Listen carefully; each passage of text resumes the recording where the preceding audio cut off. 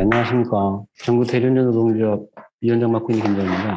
제가 이번 시간에 말씀드릴 거는 플랫폼 기업과 교섭한다는 것이라는 주제로 말씀드리겠습니다. 작년에 어쨌든 특감에서 이 모빌리티 기업들이 이슈화되어지면서 어쨌든 그 과정에서 카카오하고 저희하고 승필교섭에 임하기로 이제 합의를 했는데, 과정에서 최근에 이제 복수노조 시대의 창구 단일화 절차가 굉장히 길게 끌어졌습니다. 그래갖고 이번 달 중순에야 창구 단일화 절차가 끝났고요.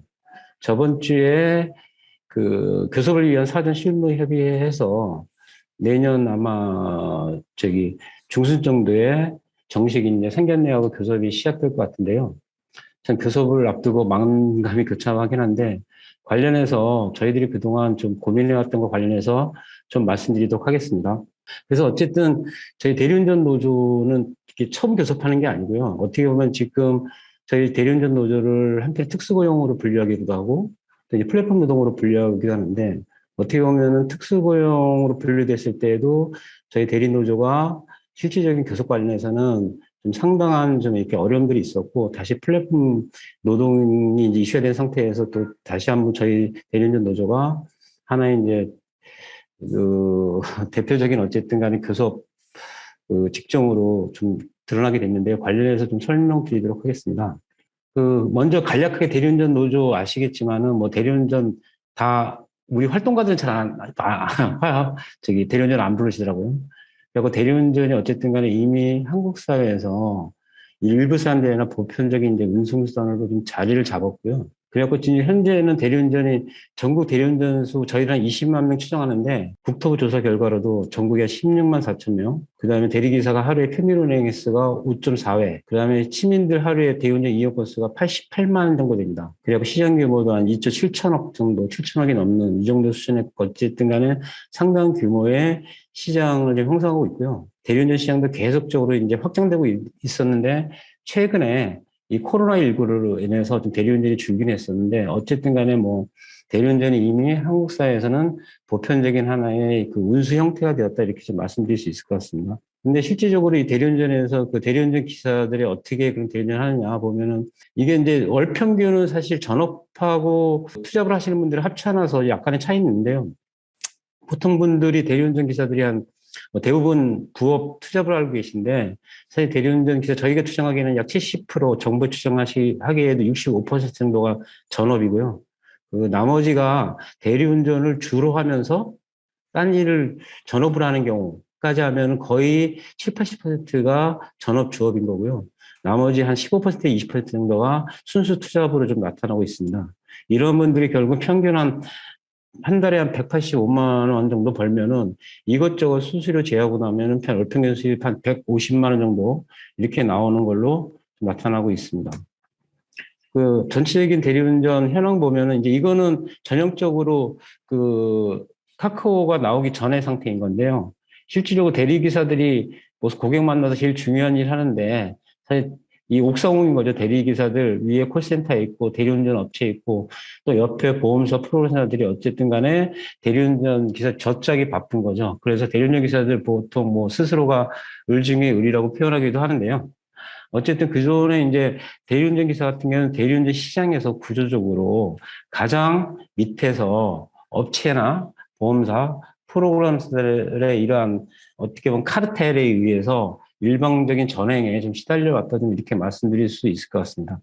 근데 대리운전 보면 이제 하나 실태를 볼 수 있는 게 뭐냐면, 10대 수사하면 대리운전 기사들 경우에서 연간 85.8%가 고객으로부터 폭행, 폭언 및 위협을 당한 경험이 있다라고 응답을 합니다. 이건 국토조사에서도 마찬가지인 거고요. 근데 폭행의 대처 방법을 보면은 대부분 기사들이 그냥 참고 넘기는 거죠. 왜냐하면은 하나하나 대응하다 보면은 생계가 급하니까 대응을 하지 못하고 참고 넘기는 경우가 있고, 그다음에 경찰 신고하는 경우가 있는데, 실질적으로는 또 심지어는 법으로 금지되어 있는 자력으로 해결하는 경우도 있어서, 현재 실제로 대리운전 노동자들이 장시간 야간 노동을 하고 있는데 실제로 어려운 노동 조건에 있다, 이렇게 좀 말씀드릴 수 있을 것 같습니다. 그래갖고 대리운전 노동자들의 노동에 있어 가장 힘든 건 뭐냐면은, 물론 열악한 노동 환경이 있는데 그 중에서도 장시간 야간 노동을 계속 한다라는 것들, 그다음에 장기간 도보 이동을 하다 보니까 여러 가지 근고급격계에 문제가 생기는 것들이 있는 거고요. 또 하나는 이제 주치한 고객들 상대로 하다 보니까 감정 노동 문제가 심각한 상태로 있다. 이렇게 좀 말씀드릴 수 있을 것 같습니다. 그 다음에 또 하나는 이제 사회보장, 사회안전망 놓고 보면요. 그 대리운전 기사도 사실 이거 4대 보험에 대리운전 기사로서는 전혀 가입되지 않고 있는 거죠. 이제 건강보험 같은 경우는 대부분 지역이나 그 다음에 뭐 자녀, 가족 보험으로 들고 있기는 한데, 근데 문제는 최소한 이런 건강보험조차들도 가입하고 있지 못한 경우가 12.8%까지 나타나고 있는 거죠. 그리고 나머지는 거의 뭐 가입이 안 돼 있는 상태인 거고요. 이렇게 사회안전망에서도 어쨌든 철저히 배제돼 있다. 이렇게 좀 말씀드릴 수 있을 것 같습니다. 이렇게 좀 간략하게 현재 대리운전 시험과 관련해서 대리운전 노동자들의 노동 실태에 대해서 좀 말씀드리고요. 다음부터는 아까 이제 본 주제인 교섭과 관련해서 말씀드리겠습니다. 근데 제가 현재 관심 있는 건 이제 여기 계신 분들이 플랫폼 기업과 대리운전 노조의 교섭 문제일 텐데요. 이 문제를 이해하기 위해서는 저희 대리운전 노조의 진행 길에 대해서 약간 돌아보면 현재 의미에 대해서 좀 분명히 알 수 있을 것 같습니다. 그러니까 제가 아까 말씀드렸던 대로 이렇게 대리운전 기사들이 굉장히 갈수록 우리는 이렇게 자발적 착취라고 그러는데 기울어진 운동장 속에서 사회 안전망 없이 그다음에 업체들 또 프로그램사들, 보험사들의 카르텔에 의해서 전횡들에 있어서 계속적으로 노동조건은 열악화되어진 걸 만회하기 위해서 자신의 노동시간을 늘릴 수밖에 없고 그러다 보니까 경쟁은 더 격화되어지고 이것들 속에서 갈수록 시장이 악화되어지고 개인의 건강도 악화되어지는 이런 자발적인 착취 구조에 들어가 있습니다. 이 원인은 뭐냐면은 첫 번째는 아시겠지만은 대부분 기존에 노동자라고 했을 경우에는 노동자라고 했을 때 어쨌든 간에 고용주, 자본이 최소한의 노동자들이 계속 일을 할 수 있는 최소한의 기본권, 생존권을 보장했는데 이런 노동자로서의 책임을 면하기 위한 게 특수고용 노동자라는 형태로 사실 고용 형태가 바뀌었던 거고요. 최근에는 이게 이제 아까 말씀드렸지만은 지금 아예 이것들을 특수고용 노동자로 낙인시켜서 이것들 배제하려는 내용, 그러니까 형식적으로 실제로 배제하는 게 아니라 아예 고용 아니다. 고용을 부정하고 있는 게 플랫폼 노동인 것 같습니다. 그래갖고 전 시간에 우리 라이더 박정희 위원장이 얘기했지만은 오히려 플랫폼 노동이라는 게 자본한테 철저히 자신의 비용을 줄이고 사용자 책임을 면하기 위한 거기 때문에 실질적으로 플랫폼 노동자들이 노동기본권, 생존권이 전면적으로 보장된다라면은 실질적으로 플랫폼 산업이, 모빌리티 산업이 유지 가능할까? 이런 의문조차도 이제 들 수밖에 없는 그런 상황이 있습니다. 그래갖고 저희 대리운전 노조 관련해서 좀 지나간 과를 말씀드리면은 사실 우리 대리운전 노조가 작년에 필증받고 교섭이 이제 많이 이슈가 됐는데요. 이게 처음 필증받은 게 아니라 저희가 이미 2005년서부터 노조 활동 시작합니다. 2011년도에 이제 5년서부터 계속 노조 활동을 하는데 그동안에 계속 탄압을 받았어요. 그러다가 2012년도에 대구에서 어쨌든 지난한 투쟁의 결과로 지역에 있는 전체 대리업체들과 대구적 대리운전 노조와 단체 협상을 했습니다. 이 단체 협상에는 어떤 내용이냐면은 대리운전 요금, 대리운전 기사한테 임금이라고 할 수 있는 대리운전 요금, 수수료, 또 실제로 고용 문제가 될 수 있는 콜수에 비해서 대리운전 기사가 너무 많았을 경우에는 경쟁이 격화될 수밖에 없기 때문에 콜수에 맞는 대리운전 기사의 채용, 그 다음에 다양한 어쨌든 대리운전자들이 이동하기 위한 셔틀의 운영 등 이런 것들을 전부 합의를 합니다. 그리고서도 합의하고서도 수수료도 이제 합의를 하는 거죠. 그리고도 돈이 남아서 이전에 업체들이 하나도 하지 않던 것들에 다 합의하고서 돈이 남아서 그걸로 지역에서 복지기금을 운영해서 대리기사들의 경조사든지 지금 서울에서 이제 지하철 타고 있는 쉼터도 처음에 노조에서 운영을 했습니다. 이렇게 해서 어쨌든 뭐 그때 한 기획기사로 시사저널에서 뭐 대리기사들의 천국 대구 지역회하고 특집기사도 나오고 했는데 그래서 이런 대구에 하나의 전역이 생기면서 대전, 청주, 뭐 전북 등지에서 이런 것들을 확장하기 위한 실질적인 뭐 대규모 투쟁들, 뭐 대규모는 어찌 모르지만 대리기사들이 최초 이런 투쟁들과 법칙을 벌여가는데 문제는 이런 게 계속적으로 확장되지 못했다는 거죠. 왜냐하면은 이 시기서부터 아시겠지만 이 시기가 어쨌든 이명박 박근혜 정부 들었을 때인데 이때서부터 아시겠지만 특수고용 노동자들을 철저히 탄압하기 시작합니다. 박근혜 정부 때 이제 노동 탄압 세 가지가 있지 않았습니까? 공무원 탄압, 정규직 탄압, 그다음에 특수고용 탄압. 물론 특수형 탄압은 뭐 전면적으로 완전히 탄압하지 못했는데 여태까지 이어지고 있긴 한데 이러면서 이런 흐름들이 다 끊기게 된 거죠. 탄압을 받게 되면서. 그러면서 그 다음 상황이 뭐냐면은 이 대구 지역에서 이제 계속 그러면 업체들이 그동안에 맺어왔던 단체 협약도 일방적으로 위반하면서 계속 그 합의안을 안 지키는 거죠. 그러면서 싸우다가 그러면서 계속적으로 대리운전 기사들은 또 다시 일방적인 그 기울어진 운동장 속에서 그 갑질 행포 착취 시달리게 되는 거고 이런 상황 속에서 카카오가 등장합니다. 카카오가 등장하면서 뭐라고 그랬냐면은 자기들이 보기에도 대리운전 시장이 너무 기울어진 운동장 속에서 기사들이 너무 불리한 위치에 서 있다. 그래서 자기들이 대리운전 기사들의 권익, 생존권을, 생계를 어쨌든 보장하고, 그 다음에 하나는 대리운전업을 정상화시키기 위해서 카카오 시장에 진입하겠다. 이러면서 이제 시장에 진입했습니다. 당시에도 이제 기존 업체들은 대기업이 왜 골목시장 진입하냐. 그러면서 카카오 앞에서 막 시위하고 그랬어요. 뭐 머리띠 들고, 기존 업체들이. 근데 그때 대리기사 사장들이 뭐라고 그랬냐면은, 아니, 무슨 여태까지 그 골목에서 깡패질 하던 골목 깡패 새끼들이 무슨 골목 상권 운운하냐. 그러면서 업체들에 대해서 오히려 맞서 싸웠죠. 그래서 그런 여론 덕분에 카카오가 시장에 진입했습니다. 그래서 시장에 진입하고 나서 카카오가 어쨌든 대리운전 노동자들의 이런 것들의 입장에 대해서 충분히 대화하고 개선해 나갈 용의가 있다고 그래서 어떤 걸 했냐면은 그 카카오 드라이브 처음에 기사들 모집할 때 노조가 같이 가서 그 조합원 가입 원서 받게 됐어요. 그래갖고 이때 진짜 법적으로는 정부에서 탄압하고 있어도 카카오에서는 노조가 함께 형성될 줄 알았죠. 그러면서 이런 업체들에 맞서서 우리가 카카오 대부분 이때 대리기사들이 카카오 시장 진입에 찬성하는 비율이 92%가 그랬어요. 맞싸우기도 하고 그다음에 그래서 업체들에 맞서 대리기사 싸워서 결국은 뭐 상생협에서 하는 거 맞서서 카카오하고 대리기사들하고 뭐 파트너십 업무 협약해서 그래갖고 전국 대리운전 노조하고 카카오하고 자문회의라는 형태를 하게 됩니다. 정식 노사 교섭이 아니라 자문회의 형태를 하게 되는데 실질적으로 자문회의를 해봤더니 카카오가 대리운전 노동자들과 대화하겠다. 대리운전 노동자들의 의사를 수렴하겠다 하는 거는 실질적으로 그들의 그냥 그 언세였을 뿐이고 실제로 암만 현장에 요구를 하고 협의를 하더라도 이게 지켜지지 않는 거죠. 결국은 그 당시의 자문회의는 카카오가 시장 진입하기 위한 어떻게 보면은 방패막이로 전락할 수밖에 없는 상황에서 저희 노조는 카카오하고 자문회의를 탈퇴합니다. 이런 상태로 노조가 카카오에 들러있을 수 없다라는 좀 판단 속에서 카카오 자문회의에서 탈퇴하면서 그 다음부터 저희가 하는 거는 그 다음부터는 이제 결국은 노조가 노동기본권을 갖지 않으면 아무것도 안 되는구나. 여기 신상명세가 나왔네.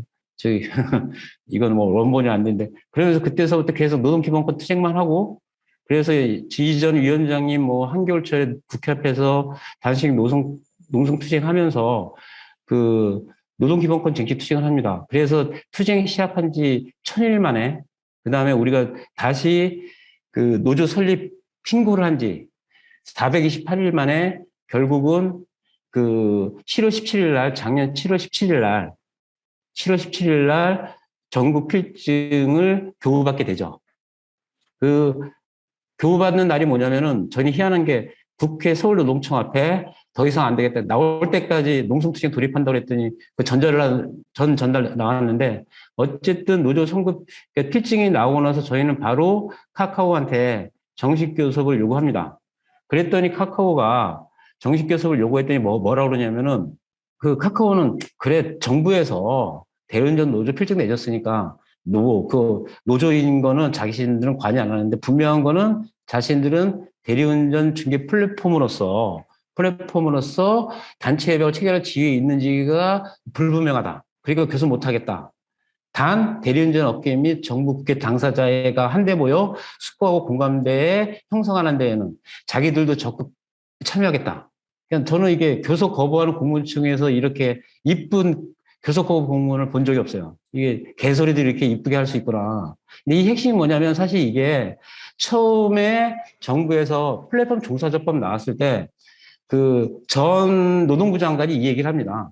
우리 필증 나오고 교섭 빨리 해야 되냐 안 하고 안 하냐고 국회의원들이 추궁하니까 필증 나가는 거랑 그 교섭 당사자 확정하는 문제는 다른 문제다라고 국회에서 발언하고요. 그걸 받자마자 이게 카카오가 이걸 받아서 이렇게 교섭을 거부한 거죠. 그래서 카카오는 계속 거부해왔고, 그래서 저희들은 카카오에 맞서서 계속적으로 싸워오면서 진노위, 중노위에 어쨌든 교섭 그 시정 신청을 했고요. 결과적으로는 어쨌든 진노위에서 카카오 모빌리티 대리운동의 사용자 맞다 결정을 했고, 중노위에서도 맞다고 결정을 합니다. 그럼에도 불구하고 카카오는 교섭을 거부해서 결국 대법으로 넘어갔고, 우리는 이것에 맞서서 어쨌든 쟁의 조정 신청까지 가서 조정 정리돼서 지금 저희들은 카카오에 대해서 이제 그 단체 행동을 하려고 이제 실력을 행사를 통해서 교섭을 하려고 마음먹고 실질적으로 조직하고 있던 차에 작년 국회에서 그 카카오가 결국은 교섭에 나오게 되는 이런 일련의 나오게 되는 일련의 과정이 있었습니다. 그래서 제가 이걸 미리 말씀드린 건 뭐냐면은 현재 플랫폼이 엄청나게 새롭고 대단한 것처럼 보이지만 사실 한국 사회에서 대부분 플랫폼 노동은 기존에 있었던 노동을 플랫폼의 형태로 재편하고 있다. 이렇게 볼 수 있는 거고요. 핵심은 뭐냐면은 지금 플랫폼 노동 문제가 새롭게 만들어진 노동, 새로운 의제가 아니라 과거에 켜켜이 쌓였던 특수고용 노동자들의 노동권, 기본권 문제가 이제 플랫폼이라는 프리즘을 통해서 재해석되고 있다. 이렇게 좀 볼 수 있을 것 같고요. 그런 의미에서 여전히 플랫폼 노동과 관련해서 노동기본권, 특히 노사관계, 노사간의 교섭 문제는 기본적인 시각에서 좀 바라볼 필요가 있다는 거고요. 물론 이 교섭이 실제로 얼마만큼 현장에 좀 변화되어진 현실을 반영을 해야 될 텐데요. 지금은 좀 그 부분과 관련해서 좀 설명드리도록 하겠습니다. 그러니까 저 아까 좀 설명드린 대로 저는 기본적으로 노동시장 구조를 이렇게 보는데요. 결국은 기본 노동시장 구조는 자본과 노동과의 관계인데 어쨌든 총자본으로서의 정부도 노동시장에 있어 관련자로 있습니다. 그럼 기본적으로 기존의 고용시장에 있을 때에는 정규직이 사실 지금 일부인 거죠. 일부인 거고 다수의 비정규직이 있는데 자본이 고용 책임하고 그다음에 그 비용을 줄이기 위해서 그 선택한 게 기간제 노동인 거고 사용자 책임을 면하기 위해서 사실 선택한 게 간접 고용 아니겠습니까? 근데 그 형식적으로 실질적으로 이건 형식적으로는 고용 관계를 인정하면서 실질적으로 책임을 회피하는 거라면은 형식적 실질적으로 자신의 사용자 책임을 배제하는 전략이 있는데 그게 이제 특수고용하고 플랫폼 노동이라는 거죠. 특히 플랫폼 노동은 아예 고용 관계가 없는 것처럼 이렇게 은폐하는 형태로 나타나고 있다. 그럼에도 불구하고 여전히 어떻게 되면 이 은폐되어 있는 고용 관계를 실질적으로 되살려내는 게 기본적인 플랫폼 노동에 있어서 기본 과제이지 않겠는가라는 좀 고민이 있습니다. 그래서 이런 고민이 좀 필요한 게 단순히 플랫폼 노동이 최근에서 이제 아까 택시하고 저번 때 그 배달, 그 다음에 뭐 퀵, 웹툰 작가 이렇게 좀 발전하셨는데 뿐만 아니라 지금 뭐 전 직종에 있어서 사실 플랫폼화가 진행되고 있습니다. 뭐 지금 건설 같은 경우에는 이게 건설에 있는 플랫폼 웹입니다. 다수이라고 그래갖고 옛날에는 일당 주고 불렀던 집 고치는 이런 수리공들을 지금은 웹 하나로 부르는 거죠. 이제 지금은 화장실 꼭지 하나 고치는데 얼마 이렇게 부르는 거죠. 그리고 이거는 뭐 저희 대리기사 보고 주부하라는 건지 주부들 보고 대리운전하는 건지 모르겠는데 대리주부에서도 이렇게 가사노동을 웹화시키는 거 있고요. 화물 운송도, 화물 같은 경우도 이미 웹화되어 있습니다. 우리 학습지도 이게 플랫폼화 되어 있고, 모빌 플랫폼화 되어 있는 거고요. 심지어 모든 대부분의 산업에서 제조업까지도 이게 플랫폼 노동이 굉장히 확산되고 있어서 플랫폼 노동은 특정 직종의 문제가 아니라 한국 사회에서 나타나고 있는 그것도 급속하게 확장되고 있는 하나의 그 고용 형태로 보는 게 좀 맞지 않을까 좀 그런 좀 생각이 들어집니다. 또 하나 특징은 뭐냐면은 플랫폼 노동의 특징이 뭐냐면은 딴 기업이나 직종처럼 하나의 고용 형태로 특정되지 않습니다. 보시면은 그 배달 같은 경우는 배달 같은 경우는 저기 배민 같은 경우는 배민에서 직고 이용된 라이더가 있습니다. 반면에 일본 우리가 특고라고 얘기하는 또 라이더가 있고, 요즘 보면은 이제 뭐 아예 대놓고 출근하면서, 운동하면서 시간 날 때 하세요. 이런 커넥터들이 있는 거죠. 그러니까 핵심 노동이 있는 거고, 그 다음에 중간 노동이 있는 거고, 넓은 노동이 있는 거죠. 이런 식으로. 이렇게 플랫폼 노동은 노동 형태가 하나의 사업 기업 내에서도 중증적으로 나타나기 때문에 이걸 어떻게 우리들이 보고 다룰 것인가 라는 문제가 좀 중요한 것 같고요. 특히 저희들도 교섭에서 카카오 교섭의 쟁점이 뭐였냐면은 저희들 처음에 카카오가 좀 카카오의 전업 형태로 일하시는 분들, 카카오만 주업을 하시는 분들만 한다라면은 교섭할 의향이 있다라고 얘기를 했는데 저희도 거부했습니다. 왜냐하면 앞으로 플랫폼 시대에는 그렇게 갈 수 없는 문제이기 때문에 어쨌든 우리들은 카카오 일하고 있는 전체 노동자들을 대상으로 해서 교섭을 하겠다. 이게 쟁점이었는데 결국은 그렇게 해서 이제 교섭을 하게 되었는데요. 노동시장이 이렇게 형성되고 있는 게 기존의 사업장 노조하고 굉장히 다른 측면이 있다는 것을 좀 염두에 두고 좀 고민을 좀 해봐야 될 것 같습니다. 그리고 이제 또 하나 문제는 법제도 문제인 거죠. 기존에 어쨌든 지금 종사자법이 그 국회에 어쨌든 그 올라가 있고 조금 뭐 계속 수정안은 나오고 있습니다. 근데 핵심은 뭐냐면 이전에 보면은 처음에 종사자법이 제안됐을 때는 분명 개념이 이거였습니다. 그 플랫폼 노동자들은 어쨌든 간에 보호는 필요한데 기존의 노동자처럼 전면적인 노동 상권을 보장하기 힘들다. 그래서 가능한 이권 보호를 얘기했던 거죠. 엄밀하게 얘기하면. 초창기에는 일자리에 나왔을 때는. 그래서 저희가 처음에 그것 때부터 반대를 했는데요. 그래갖고 지금 어쨌든 간에 종사자법이 국회에 계류돼 있긴 하지만은 플랫폼 노동자와 노동기본권과 관련해서 법제도가 어떻게 됐냐가 또 앞으로 플랫폼 노동자들의 교섭에 상당한 영향을 미치게 될 것이다. 좀 이렇게 볼 수 있을 것 같습니다. 그리고 또 하나 측면은 이제 플랫폼 노동자들 시절로 이렇게 교섭을 하려면 결국은 플랫폼 노동자들의 조직이 중요한 건데 자신의 이제 당사에 모여서 그 조직된 힘으로 교섭을 할 수밖에 없는데 이 플랫폼 노동자 특수고용 노동자는 대표적으로 이 회전문이라고 그럽니다. 회전문이라고 그러는데 왜냐하면은 보통 사업장은 한 번에 처음에 노조 잘 만들면은 사업장 전체 노조 다 조직하는 거죠. 안 그러면은 소수 노조를 한동안 고생하든지. 근데 플랫폼 같은 경우는 그렇게 조직을 할 수가 없습니다. 사업장 순에 조직한다는 게 거의 불가능해요. 그래서 플랫폼 종사자는 저희 같은 경우는 노조 같은 경우는 1년에 1,000명 조직하면은 그 중에서 연말 가서 남아가는 사람들이 100명이 안 됩니다. 계속 이게 반복되고 있는 거죠. 왜냐하면은 플랫폼 노동자들 특성이 일단 플랫폼 노동자들은 자신의 사업장이 없지 않습니까? 플랫폼 노동자 특성이 뭐냐면 자기가 노동자들이 직결할 수 있는 공간이 없다는 게 플랫폼 노동자의 특성입니다. 대부분 유타가 길거리로 이동하기 때문에. 그 다음에 또 하나 문제는 플랫폼 노동자들이 특성이 플랫폼 노동자들이 플랫폼 노동 할 정도 되면 굉장히 사회에서 가장 열악한 노동 환경에 있고 생계에 딸리다 좀 이렇게 몰리다 보니까 자기가 자신의 삶을 개선하기 집단적을 어떤 시간을 투여할 만한 여유가 없습니다. 또 하나 문제는 플랫폼 노동자들의 특성이 뭐냐면은 플랫폼 오히려 또 똑같은 악순환일지도 모르겠는데 플랫폼 노조들과 관련해서 기존의 노조가 플랫폼 노동 조직하는데 별로 힘의 투여를 하지 않습니다. 최근에는 다른 양상이 나타나고 있는데 그러다 보니까 노조가 취약하다 보니까 노조에 가입해도 조합원의 입장에서는 그 충분한 서비스나 도움을 받을 수 없는 거죠. 이러다 보니 계속 악순환이 되어지면서 결국 플랫폼 노동자들이 조직하기 힘든 상태가 되겠고 이게 결국은 고용 형태의 결과인지 아니면은 조직이 안 돼서 또 고용이 계속 악화되는 건지 이거는 뭐 선호 문제가 있긴 한데 어쨌든 플랫폼 노동자들 핵심이 조직하기 힘든데 근데 이것들과 관련해서 다양한 시도는 있죠.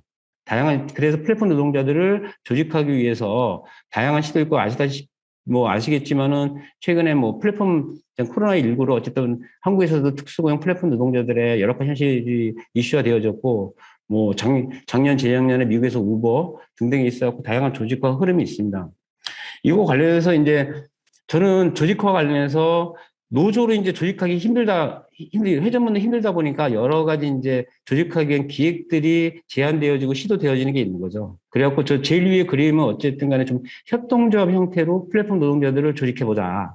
이런 흐름들이 어쨌든 다양한 형태로 시도되고 있는 것 같습니다. 또 하나는 이제 당사자가 조직되지 힘드니까 뭐 노조 간이 공제 형태로 조직해보자. 이런 시도들이 있는 거죠. 그래서 최근에 한국노총도 이제 전면적으로 공개를 통한 조직화가 가고 있는 것 같은데요. 또 하나는 당사자들이 어쨌든 조직을 해서 대표성을 가지고 어쨌든 사회적 그다음에 그 단체 협약 수준에서 교섭을 하기 힘드니까 이거를 대신해서 어쨌든 사회적 협약을 통해서 뭔가 돌파구를 내보자. 이런 다양한 수준에서 어쨌든 간에 그 조직과 교섭과 관련되어진 다양한 수준의 논의들이 있습니다. 근데 이 중에서 저는 다양한 수준은 필요하다고 보는데, 과연 이 다양함을 어떻게 이해하고, 이 중에서 어떻게 이 다양한 형식과 내용들을 그 구슬을 꿰 거고, 이 중에서 어떤 지점에 있어갖고 좀 중심을 둘 건가 문제는 여전히 좀 남아있다라고 생각이 되어진다. 그래서 제가 그 얼마 전에 토론을 할 때 이런 말씀 드린 적이 있는데, 많은 분들이 플랫폼 노동자들 결국 조직하는 게 핵심 아니냐. 그러면서 거기에 방점 찍어서 말씀하시는데, 실질적으로 저는 플랫폼 노동자들 암만 조직을 한다 할지라도 지금 당분간 플랫폼 노동자들 뭐 저희 같은 경우는 대리기사들 전국에 20만인데 20만 명 조직할 수 있는 거 아니지 않습니까? 그러면 저희들이 조직을 암만 하더라도 한계가 있는 거죠. 그러면 저희가 10% 조직해서 2만 조직한다. 그러면서 10%밖에 안 되는 거죠. 근데 문제는 조직된 그 조직이 실질적으로 플랫폼 당사자들을 얼마만큼 대표할 수 있을 것인지, 그 점과 관련돼서는 면밀하게 고민하지 않으면은 사실 굉장히 이런 것들이 한때 그냥 시도로 끝나버릴 가능성이 크다. 좀 이런 고민들이 좀 하고 있습니다. 그래서 한 가지는 저희들은 이것들 속에서 결국은 가장 중요한 거는 노조를 통해서 대표성을 확보하고 이러는 운동들, 그다음에 성과들을 축적시켜내는 것들이 가장 중요하지 않는가라는 좀 고민을 좀 하고 있습니다. 그래서 그 노동조합을 하고 있는 거고요. 그래서 전 세계적으로 보면은 다양한 형태, 캠페인을 통해서 아니면 기존의 노조 조직을 통해서 아니면 직접적인 투쟁을 통해서 뭐 여러 가지 형태에 있어갖고 지금 플랫폼 노동에 어쨌든 간에 이 조직과 투쟁들을 좀 만들어내고 있는데요. 이런 것들에서 저희 보면 한 가지 특징이 있는 것 같습니다. 결국은 대부분 흐름들에 놓고 보면은 이 사회적 연대하고 당사자 주체들의 이 투쟁과 조직화가 연결되었을 때만이 유의미한 성과를 좀 내고 있는 것 같다. 이런 고민들이 있는 것 같고요. 그래서 내용으로 놓고 보면 사실 이건 저희 대리운전 같은 경우는 이런 내용이 있습니다. 지금 이게 저희 대리운전 뭐 요구안 중에서 쭉 있는 건데요. 이 중에서 뭐 현장의 요구, 뭐 개인보험 단일화, 뭐 수수료 관리비 징수진단, 뭐 깜깜이 목적지 비공개, 홀치더 벌금 페널티 중단, 일반적인 배차 제한 락건지 표준계약서 체결, 합치자 공동이었고 이런 선제 고용보험 적용이 있는데, 이거는 사실 일반적인 사회적인 수준에서 공정성 수준에서 사실 규율할 수 있는 문제이기 때문에 저희 노조는 사실 이거를 그동안에 표준계약서 내지는 공정거래법 특보지침 등으로 어쨌든 연성규범으로 다 만들어놨습니다. 근데 문제는 연성규범으로 만들어 놨다 한들 이게 직접적으로 현실에 적용하는 데는 어려움이 있는 거죠. 대리기사들 한 명 한 명이 이거 뭐 어겼다고 그래서 공정거래에 제소하고 결과 나올 때까지 뭐 한다, 이거는 사실 플랫폼 노동자로서 거의 힘든 그런 상황인 거죠. 그래서 문제는 이게 단체 협상으로 확장되었을 때, 사회적 교섭 내용이 단체 협정으로 확장되었을 때 이게 현실적인 실효성과 힘을 가질 수 있지 않는가라는 저희들은 고민했고요. 그래서 현재 단체 협상을 좀 준비하고 있습니다. 그래서 뭐 시간 되면 저희 단체 구체적인 내용을 좀 설명드리도록 하고요. 또 하나 고민은 뭐냐면은 지금 저희 플랫폼 노동자들이 단체 협상한다는 게 어떤 의미가 있는지. 그리고 최근에 와서 이제 뭐 기존의 민주노총 이제 뭐 마녀사냥도 하는 거고, 그 노동조합이 사회 악처럼 보수 언론은 이제 그 취급하고 있는데, 가장 이 중에 문제되는 게 이제 이 조합주의 아니겠습니까? 기존의 노조가 자신의 조합원들만 챙긴다. 그래서 기득권을 하된다. 이런 게 기본적인 흐름인데, 이걸 극복하기 위해서 최근에 와서 이제 논의되고 있는 게 이런 교섭의 실질적인 대표성을 가지고 얼마만큼 효과를 확장시킬 건가 관련해서 그 초기업 단위 교섭, 그 다음에 이게 단체 교섭 효력 확장 제도, 이런 것들에서 많이 논의를 하고 있는데, 이 점과 관련돼서 플랫폼 노동의 의미가 있는 게 뭐냐면은, 플랫폼 노동은 특성상 기업별 교섭이 불가능합니다. 그리고 의미도 없습니다. 물론 최근에 와서 배민도 교섭을 했고 저희도 카카오를 상대로 교섭을 하지만은, 저희는 카카오 교섭을 결코 카카오 기업을 상대로 한 교섭을 생각하지 않습니다.